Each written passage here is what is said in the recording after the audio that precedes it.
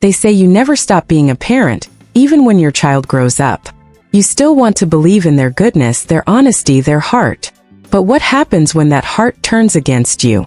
This is the story of how my daughter came to me with what seemed like a simple, heartfelt request. A small donation to help animals in need, and how that innocent ask spiraled into one of the most painful betrayals of my life. This isn't just about money. It's about trust, manipulation, and the shattering realization that sometimes, the people we love the most are capable of the cruelest lies. I caught my daughter running a charity scam, and this is how it happened. It started with a phone call one evening. I was in the kitchen stirring a pot of soup when my phone buzzed. It was my daughter, Lily. Her voice was soft, urgent, and sweet. "Mom, I'm doing something really important. There's this local charity helping stray dogs. They're starving, Mom. They need food, shelter, medicine. We're short on funds. Could you help out a little? Maybe donate something small." Immediately, my heart warmed.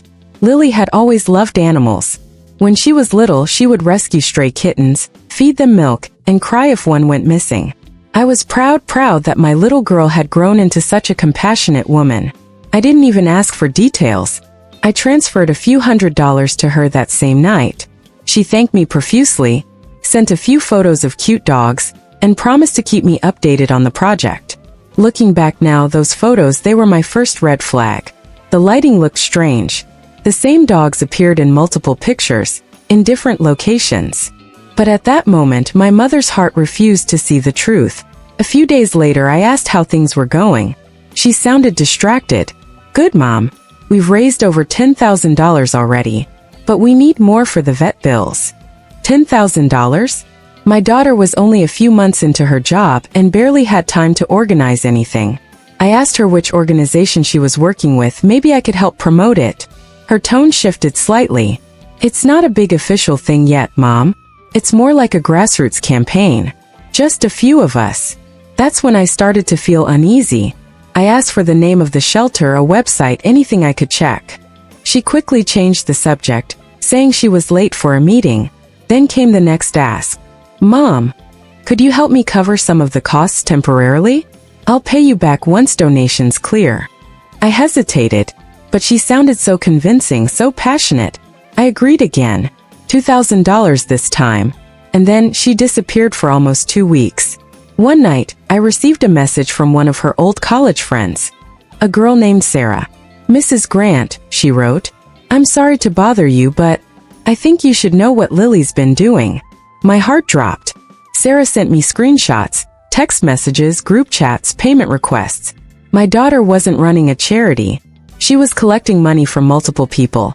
Family, friends, co-workers, all under different causes. Helping stray animals, flood victims, children's hospitals. Each charity had the same PayPal address, my daughter's. I stared at the screen for what felt like hours. My mind refused to accept it. Not my daughter. Not Lily. I called her immediately. No answer. I called again. Still nothing. Finally, after midnight, she texted back. "Mom, I can explain. Please don't overreact." Overreact? By morning, I drove to her apartment. She looked tired, pale, like she hadn't slept in days. When I asked her what was going on, she broke down crying. Through tears, she admitted it. She'd lost her job a month ago. Her rent was overdue. She'd started the charity, hoping to collect small donations just to get by. She thought she'd pay it back once she found work again. But as people sent money easily, the guilt faded and the greed grew. She spent some on bills, some on clothes, some on treating herself after stress. Every excuse hurt more than the last. I wasn't angry at first, I was broken. This wasn't just lying to strangers.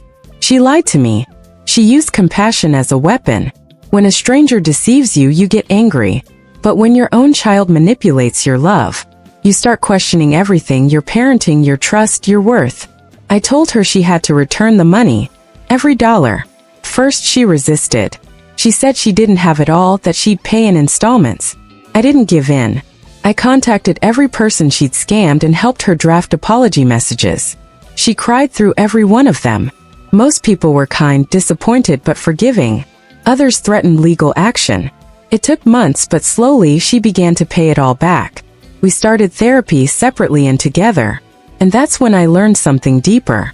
She wasn't just greedy. She was lost, drowning in insecurity, desperate to appear successful, terrified to admit failure. The charity scam wasn't just a crime of greed. It was a cry for help from a daughter who didn't know how to face her own mistakes. It's been a year since then. Our relationship is still fragile but healing. I've learned that forgiveness doesn't mean forgetting. It means setting boundaries while still keeping your heart open. To every parent listening, if something feels off, trust your instincts. And to every child who feels lost, don't fake goodness to earn love. Be honest. The truth might hurt in the moment, but lies destroy everything over time.